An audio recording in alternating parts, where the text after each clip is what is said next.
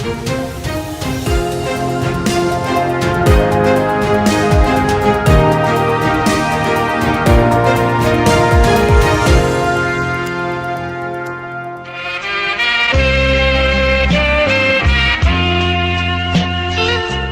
ሰደድ እሳት ነው። እሳቱ ረመጥ ነው። ልብ ያነዳል፣ ሰውነት ያጋያል። ስደት የነፍስ ስቅላት ነው። ስደት ራስን መፈለግ ነው፣ ግን ደግሞ ከራስ መራቅ ነው። ሰው ሀገሩን ሲለቅ ቀዳሚው ስንቁ ናፍቆት ይሆናል። ናፍቆት ደግሞ የትዝታ ጥላ ነው።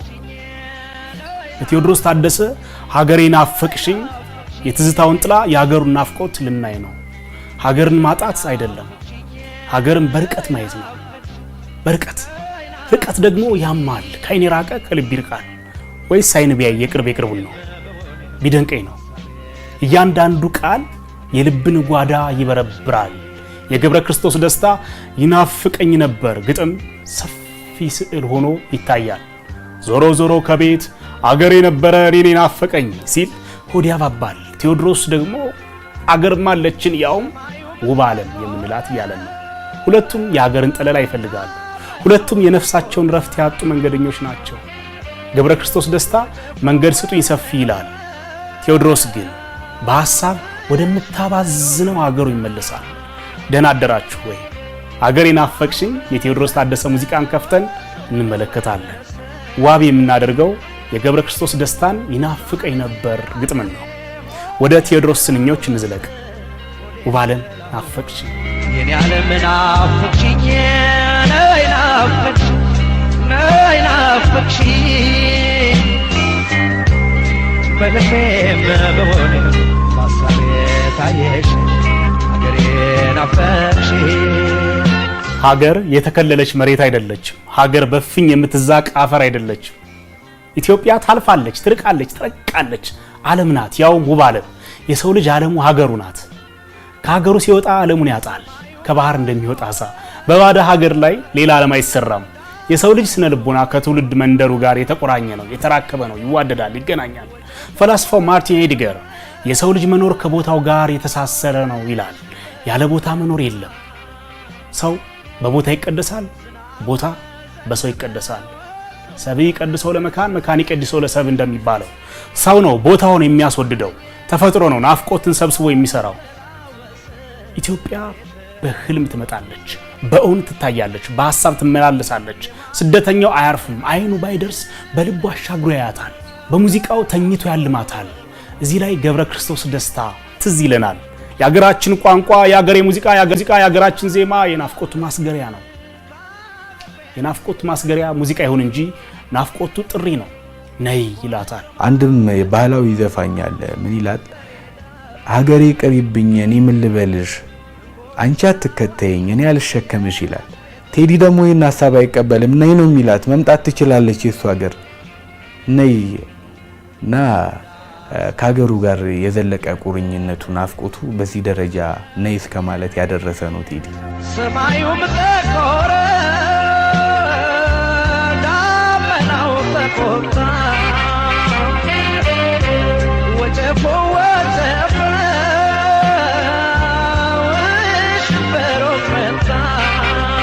የተፈጥሮ መለዋወጥ የስደተኛውን ስሜት ያናውጠዋል። ሀገር ቤት ዝናብ ሲዘንብ በረከት ነው። ገበሬው ይደሰታል፣ ምድር ትለመልማለች። ስደት ላይ ግን ዝናብ ጭንቅ ነው። ሰማዩ ሲጠቁር የስደተኛውም ልብ ይጨልማል አብሮ። ደመናው ሲሰግር የተፈጥሮ ትዕይንት ብቻ አይመስለውም፣ የራሱ የህይወቱ ሽንፍር ይመስለዋል።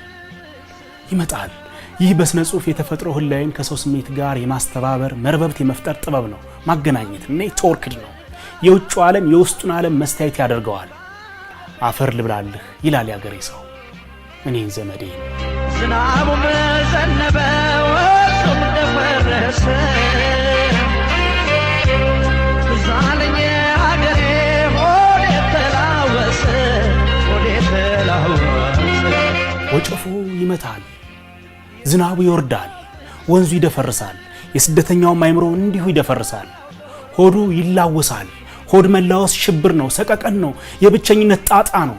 ሰው ሀገር ላይ ቢሆን ኖሮ እሳት ይሞቃል፣ እሸት ይጠብሳል፣ ከዘመድ አዝማድ ጋር ይጫወታል፣ ይዝናናል። አሁን ግን ብቻውን ነው፣ ብቻውን። የማድጋው ጥቅስ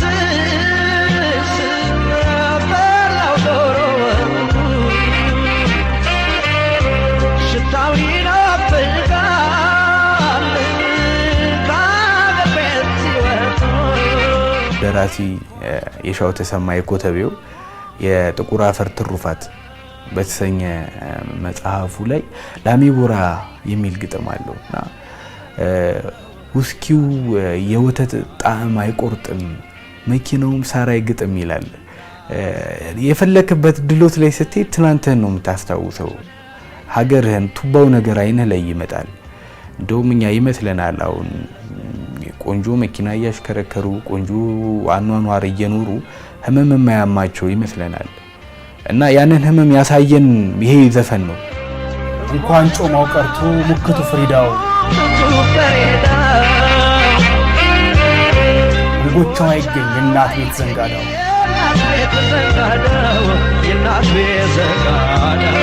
የገብረ ክርስቶስን ስንኞች እናስታውስ። የአገሬ ሰው ነበር እኔን ናፈቀኝ፣ ጠይም ቆዳ ነበር እኔን ናፈቀኝ፣ ቀይ ዳማ ነበረ ጥቁር ቆዳ ነበር፣ ቁርንጫጭ ከርዳዳ ዞማ ጠጉር ነበር እያለ ያስታውሳል። ናፍቆቱን ያመጣዋል፣ ያሰግረዋል። ቴዎድሮስ ደግሞ ድግሱን ያመጣዋል፣ በአፍንጫችን መዓዛውን ያቀርበዋል። የማድጋው ጥንስስ ጠላው ዶሮ ሽታው ይናፍቃል ከአገር ቤት ሲወጣ።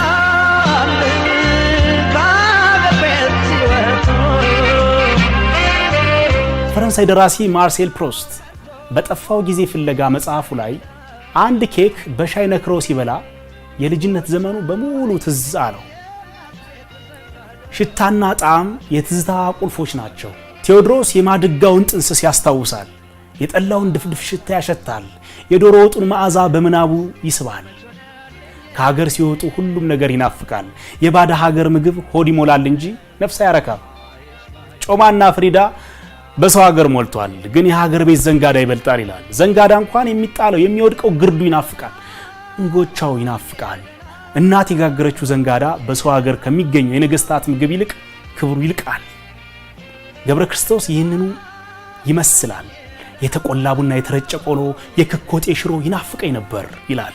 ስደተኛ የናፈቀው ምግቡን ብቻ አይደለም፣ በምግቡ ዙሪያ ያለውን ፍቅር ነው። የእናትን እጅ ነው የናፈቀው፣ መዳፍን ነው። እጅ እጅ ይላል ይባላል እንጂ እጅ እጅ ጥሩ ነው። የጎረቤት መተሳሰብ ነው። ዘንጋዳው የድህነት ምልክት ሊሆን ይችላል፣ ግን ፍቅር ያለበት ድህነት ከባዳ ሀገር ባለጠግነት እጅጉን ይልቃል፣ ይበልጣል። እንደ ልቤስ መቾነልኝ እኔ እስክመለስ ድረስ ባይሽ ባይቴ ናፍቄያለሁ። የሰው ልጅ ውጥን አለው፣ እቅድ አለው፣ ግን ህይወት የራሷ መንገድ አላት። እንደ ሐሳቤ መቾነልኝ ይላል ድምፃዊው አርቲስቱ። ይህ የሰው ልጅ ሁሉ ጩኸት ነው። በተለይ የስደተኛ ዕጣ ፈንታ ነው። ዛሬ ገባለሁ ነገ ገባለሁ እያለ ዘመናት ያልፋሉ፣ ይነጉዳሉ፣ አመታት ይሄዳሉ። ግን ተስፋ አልቆረጠም። እስክመለስ ይላል። መመለሱ እርግጥ ነው፣ መቼ እንደሚሆን ግን አያውቅም። ናፍቆት ህመም ነው፣ ግን ደግሞ ህይወትን የሚገፋ ሞተር ነው። ተስፋ የስደተኛው ብቸኛ ምርኩዝ ነው። ናፍቄያለሁ እኔ ብሎ አምኖ ይቀበላል። መሸነፉን አያምንም፣ መናፈቁን ግን ያውጃል። ዝግባና ቀረሮ ዋርካና ግራሩ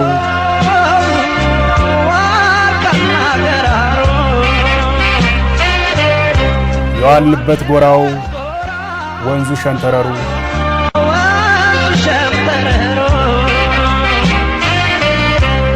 ልፍ ያሉት ጊዜ ሲሹት ይገኛል።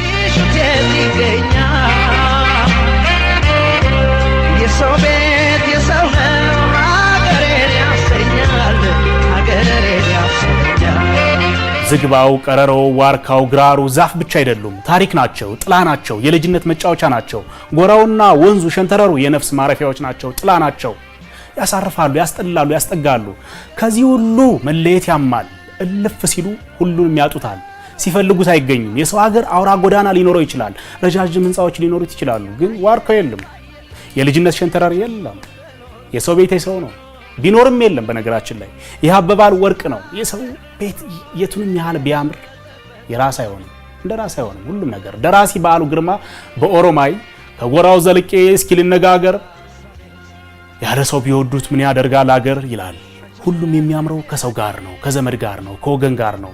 ስምረት ያለው መተሳሰብ፣ ያው መነጋገር መመካከር ያለው ከወገን ጋር ነው፣ በአገር ነው።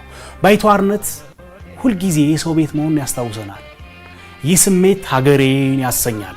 መቀነታችን መደገፊያችን የናፍቆት መምናት በባዳ ሀገር የሰው ቤት የሰው ነው ሀገሬን ያሰኛል ሀገሬን ያሰኛል። እኔስ በሀገሬ እንኳን ሰው ወፍ አለምዳለሁ ይላሉ አይደል? ወፍ አለምዳለሁ ያሉበት መንገድ ከሰው አልፎ ሀገር ላይ ስትሆን ሁሉ ይግባባሃል፣ ሁሉ ይወድሃል ነው።